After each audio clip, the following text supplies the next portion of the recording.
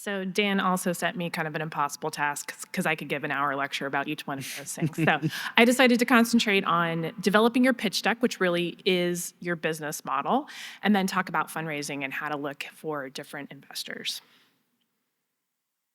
So a pitch deck is one of the most important things you're going to do. This is a great tool. It helps you tell the story of your product, what problem you're solving, and if you can really capture the imagination of the audience that you're presenting this to, you're going to help really spark their interest in this idea and bring investors along with you. So what you want to do in your pitch deck is really set out what is the problem that you're solving. And this will look very familiar because obviously this is the biodesign framework. Again, we did all drink the Kool-Aid. So you're going to want to start by talking about what the problem is that you're trying to solve. So this is disease states basics. What's the mechanism of action of the problem? And describing why this is a problem. I think that's the key here, is really getting into why this is a problem for either the patient, the physician, or the hospital. Then you want to talk about the population. So who are you solving this problem for? Why do they benefit? And finally, what's the outcome? So what happens? What are you trying to solve for? And you really do want to be specific about how you lay this out. And then I want to say that you're going to put this all into a framework of telling a story. So capture your audience, make it personal. What was the observation that you saw that actually drove you to start a business around this? So I'll give you an example for this one. So we're going to talk about osteoarthritis knee pain, which isn't necessarily relevant to SAGEs, but probably relevant to a lot of you. So this is Carol. Carol was a college track star. She's still running marathons and she's in her 60s, but recently she's been having a lot of pain in her knees that's associated with osteoarthritis. So the problem we're trying to solve is osteoarthritis knee pain. So that's the wear and tear of general or overuse of your knees or your body, causing pain, swelling, et cetera.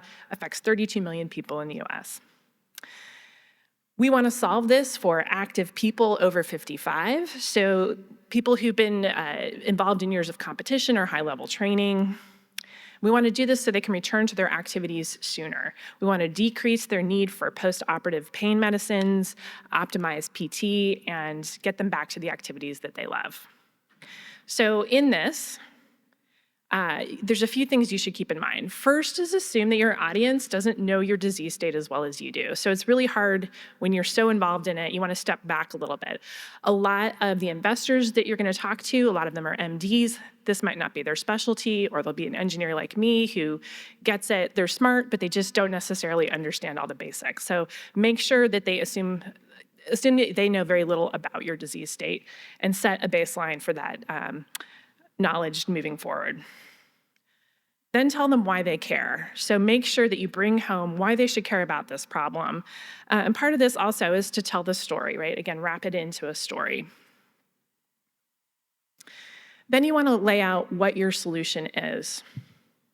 So how does your technology work? Make sure that you can very succinctly describe how you're solving this problem. What's the mechanism of action that it actually works in?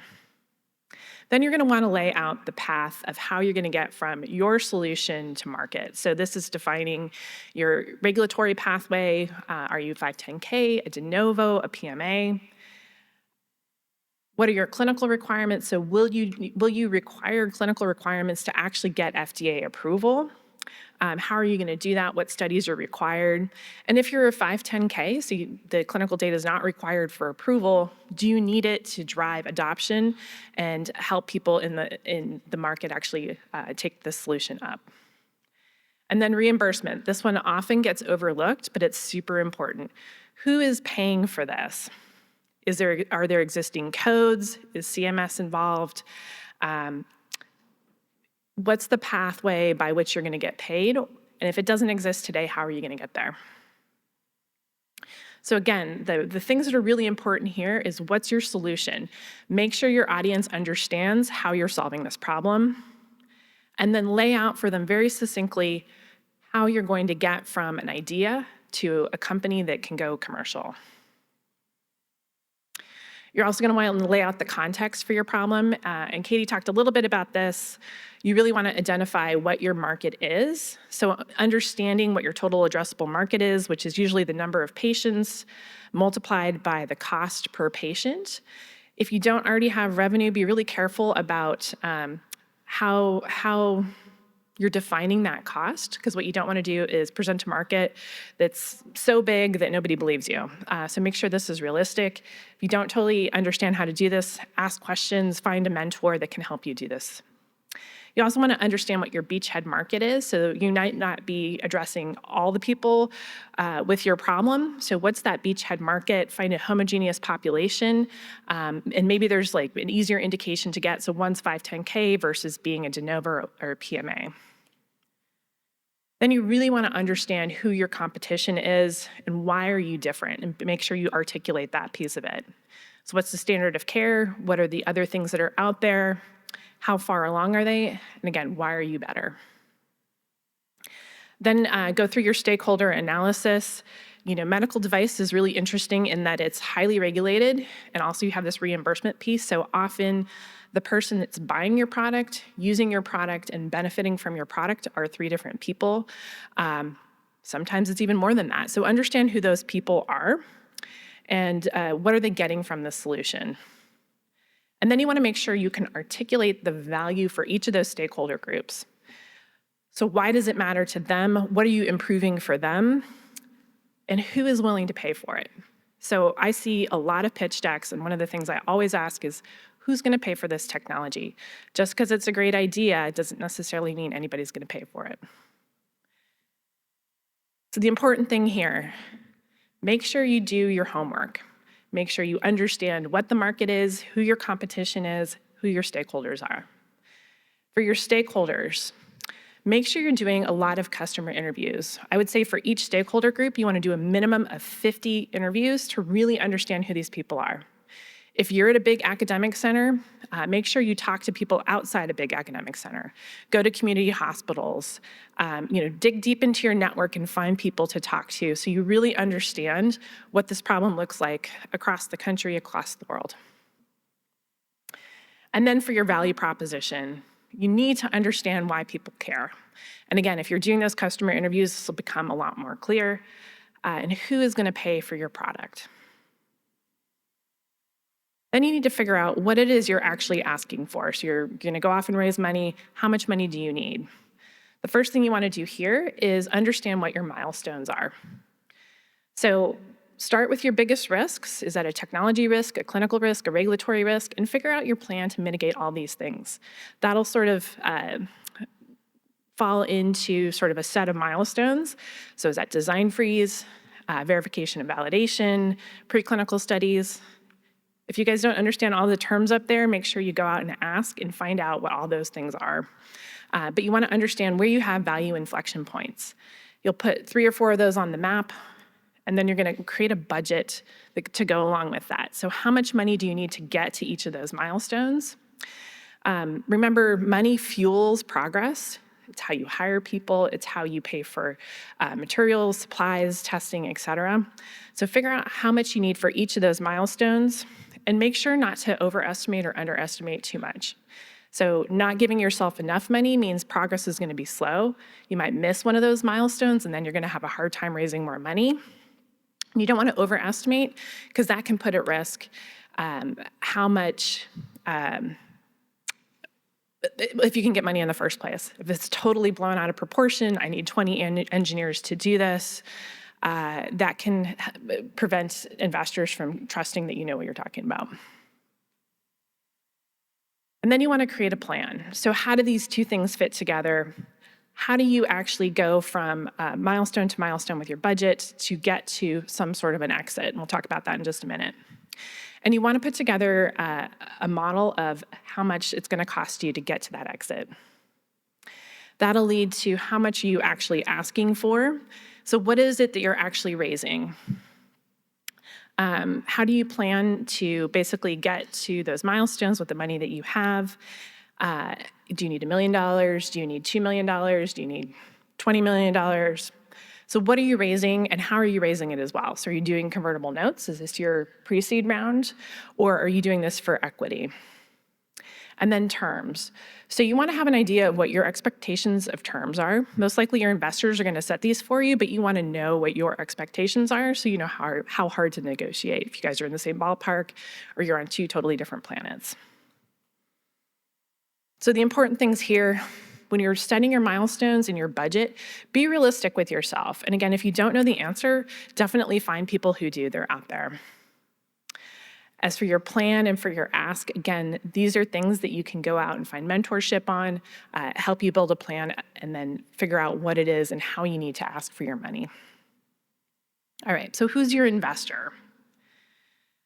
Let's start by thinking about how you're going to get to your exit. Is this an acquisition or an IPO? And I'll tell you right now, the IPO market has been pretty tiny. If you look at the number of medical device IPOs in the last couple of years, it's pretty small. So unless this is a huge groundbreaking, going to start a company that's going to be on its own out there, it's probably going to be an acquisition. So you want to think through who are you going to exit to? So it's probably one of the big strategics. How does it fit into their existing portfolio? And then you want to look at what we call comps. So you're going to get on PitchBook or you're going to get on Crunchbase. If you're at a university, you can get subscriptions to both of those. What are the other companies that are like yours out there? How much did they raise? What were their milestones? And then what did they exit for? And that's going to give you a better idea of what you're going to exit for. So then you're going to start thinking about, how do I get money? If you guys are at academic institutes, I would say go with the non-dilutive grants that are out there. There are ones at your university. There's SBIR grants, which are for small businesses.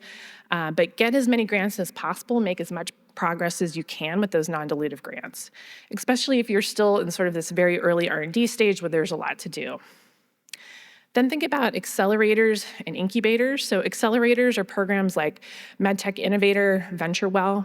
They are all experienced entrepreneurs and they can help you with a lot of these things that I've been talking about. Make sure that you understand you have a good pitch deck, good idea about what you need to raise, et cetera. Incubators are generally more set up. Sometimes they come with a little bit of money, usually with a space and a lot of mentorship as well, something like the Fogarty Institute. And then you want to think through, again, where you can get equity funding from. Friends and family. I will say it's awkward to sit at Thanksgiving table when you've lost your mother-in-law's entire retirement and you're going to be talking to those people for the rest of your life. So just make sure you think it through, that they're savvy investors and they have money that they can lose. Then there's angel groups. So these are usually they're industry professionals that are retired and they do this for fun. They love to see what's out there. They love to mentor. Groups like Life Science Angels and Health Tech Capital are both based in the Bay Area and do a lot of medical device investment. But there's probably local angel groups as well for most major cities. There's family offices. So these are wealthy individuals that like to invest in things kind of beyond the stock market. Oftentimes they have a disease state that they really like. Maybe a family member was affected. They can be a great source of smaller dollars. And then there's venture capitalists. So venture capitalists, you're gonna want to have made some progress already. And we'll talk a little bit more about that in just a second. Make sure you're ready for that kind of investment as well. And the way that you know is that you ask and ask a lot of questions and listen to feedback you get from angel groups and from your friends that are VCs as well. So for investors, one of the questions that you guys want to ask, and I know this is going to make a lot of you very uncomfortable, how are you going to make them money? So there's a lot of great ideas out there. I can't invest in them unless they're going to make my fund money. So our fund is basically investments for people we call limited partners. Often these are retirement funds, university endowments, et cetera, that want to put their dollars to good use, getting invested in healthcare, and they trust us to do that for them. But we have to make a return or they're not going to put their money with us. So you need to figure out how you're going to make them a return. You can do this through cap table modeling, so understanding what dollars they're going to put in versus your potential exits. And then you want to be realistic about how much of your company are you giving up for the money that you're receiving. And then you need to remember this is a relationship. So do your research on your investors, understand what kind of check sizes they write, what stages they like to be in. Is it seed, Series A? Do they only do commercialization? Understand what the fund size is as well. So this is usually public information, or you can just ask, something we share very readily. Your potential exit should be sort of in the same ballpark as their total fund size, right? So for example, at Sante, our total fund size is $260 million. If you're not exiting, and I would say probably a little north of that, you're probably too small for us. You wanna look for a VC with a smaller overall fund size. We could talk for a long time about why that is the way that is, but that's a good benchmark. And then understanding what their thesis is. So this is something that you can figure out by looking at their website and seeing what other companies they like to invest in. Do they only invest in cardiovascular? Do they invest in things that are kind of moonshots that are really far out there? And if you don't know, just ask. Most of us are very willing to tell you. But think about your investors or potential investors is building a relationship, right? So it's not like, hey, can I pitch you? Sit down, how was your day? How's your conference going? Build a relationship with them and some rapport with them. It's not a short-term thing, like you're gonna give me money or not. You need to get to know them. They want to get to know you as well. But the important thing here is how you're gonna make the money. So make sure you do that homework. All right, key takeaways. Be able to explain what you're doing concisely and precisely. Know what your solution is, have a plan to how you're gonna get from where you are today to an exit. Give that solution some context so that everybody knows who your competition is, what the market actually is. Know who your stakeholders are and what your value proposition is for each one of those. Determine your milestone and your budget, so therefore your ask, how much money do you need? Understand your potential exit, and then start figuring out who you want to ask for money from. And then for your investors, do your homework, understand who they are, and think about building relationships. And then I would say, as you build out your pitch deck and do this, you're gonna iterate again, you're gonna iterate again, then you're gonna go back to the top and you're gonna iterate again. So this is, go through, do a pass of all these things, but you're gonna learn more about your regulatory pathway, so build that out a little bit more. You're gonna learn more about your clinical pathway, build that out a little bit more. So continue to iterate. I would also say make mistakes. Generally, they're not mistakes. We call this prototyping, breaking stuff, figuring out what works and what doesn't. Ask a ton of questions. And whether this is your first time or your fifth time, have a mindset of learning, and that'll be really helpful. So remember, perfection is not an actual thing. You're gonna do the best that you can with the information you have today. You're gonna continue to grow and build on that, and be flexible as you learn more. All right, thank you.